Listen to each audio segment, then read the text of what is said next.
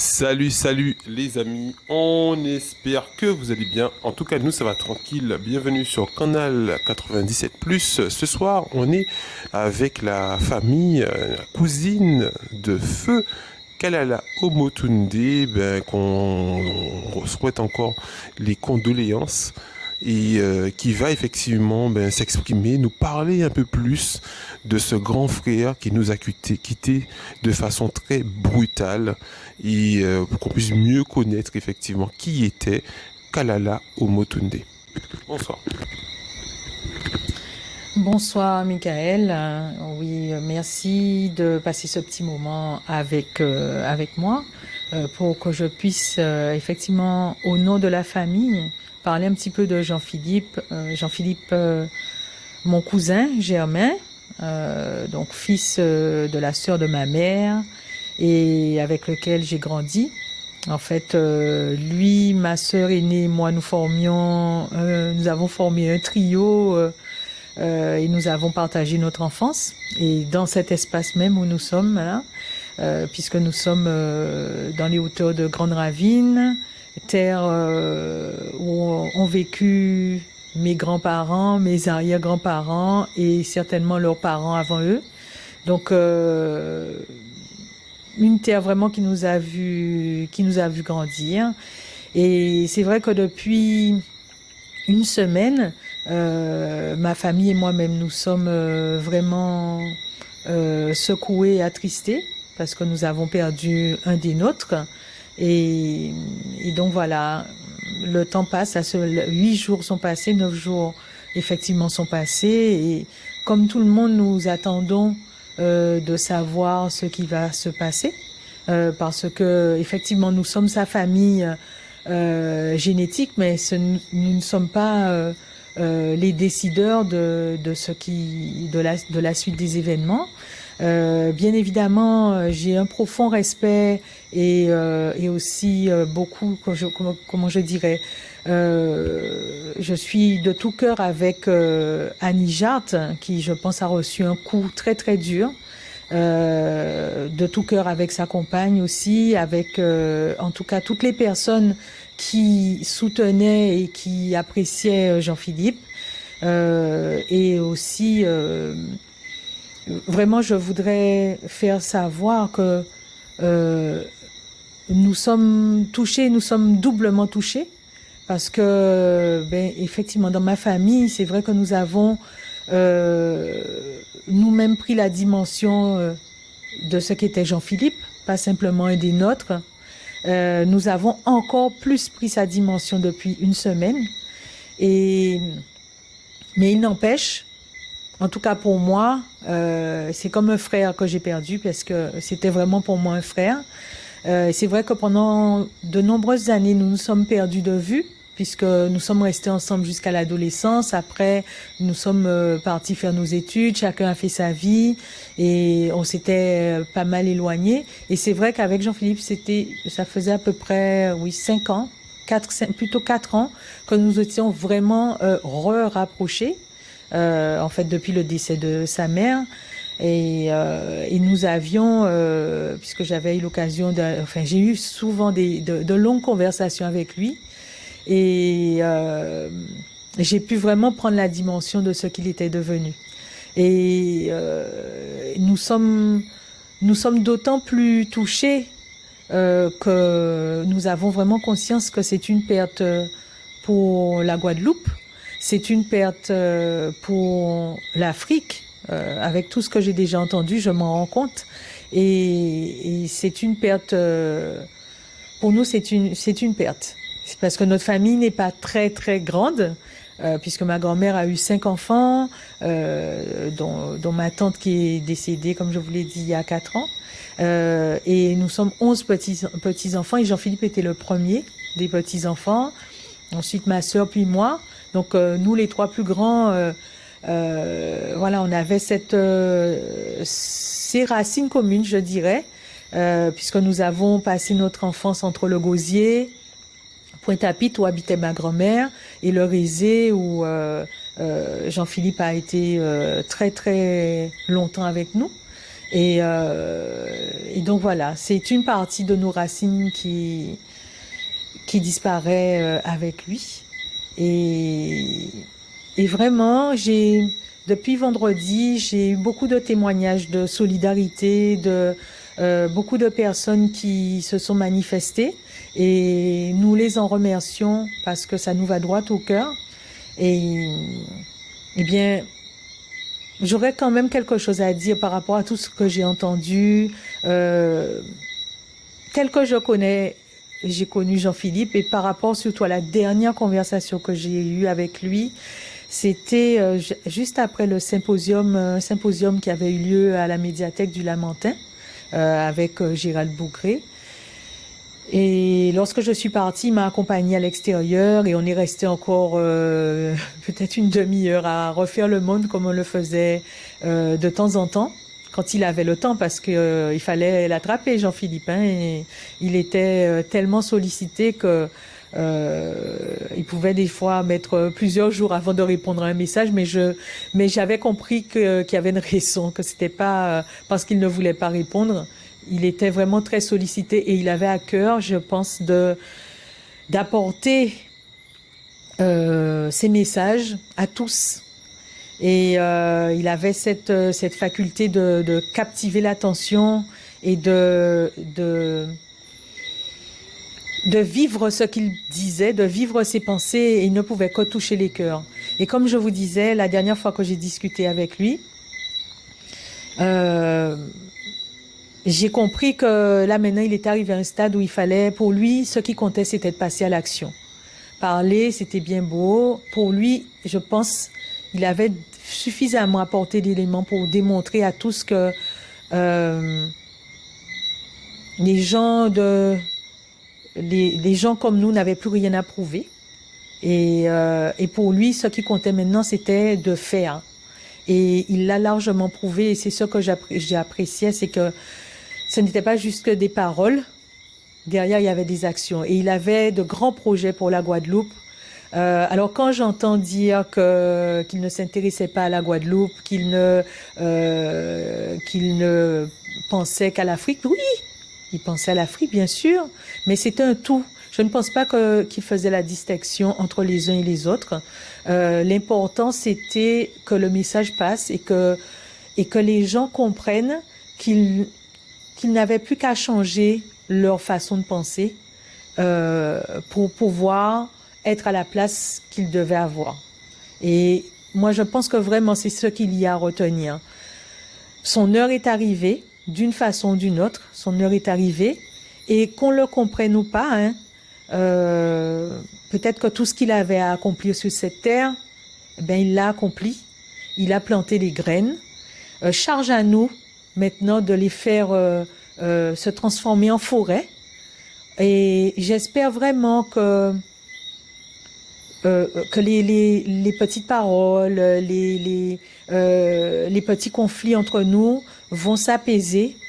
Parce que vraiment, depuis une semaine, j'ai regardé une très grande quantité de vidéos. Et tu seras d'accord avec moi que le message essentiel de Jean-Philippe ces derniers temps, c'était: nous avons quitté l'ère du poisson et nous sommes dans l'ère du Verseau. Et donc les conflits, les guerres, la profitation, la revendication, etc. Pour lui, il fallait laisser ça de côté et passer à, comment je dirais, à la fraternité, à y'en a l'autre.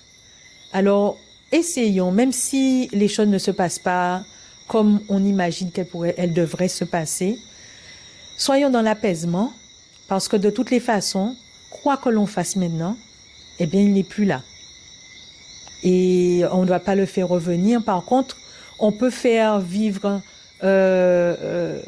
ses paroles, ses pensées, aussi longtemps que nous le voulons.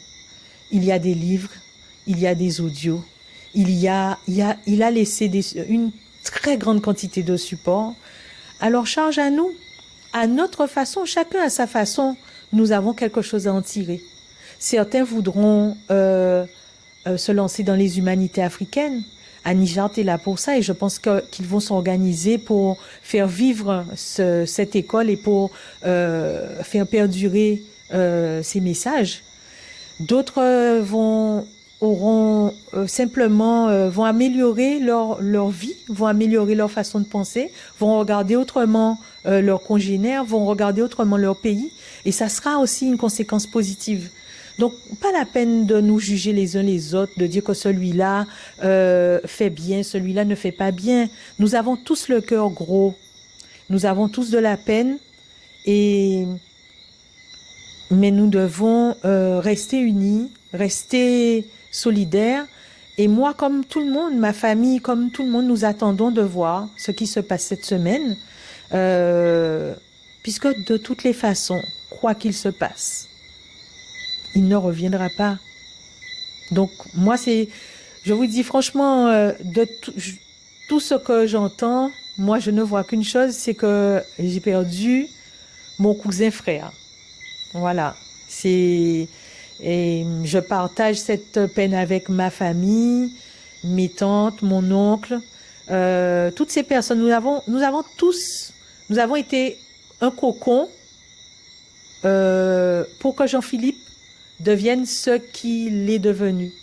Et ces racines, je voulais le préciser, elles sont profondément guadeloupéennes.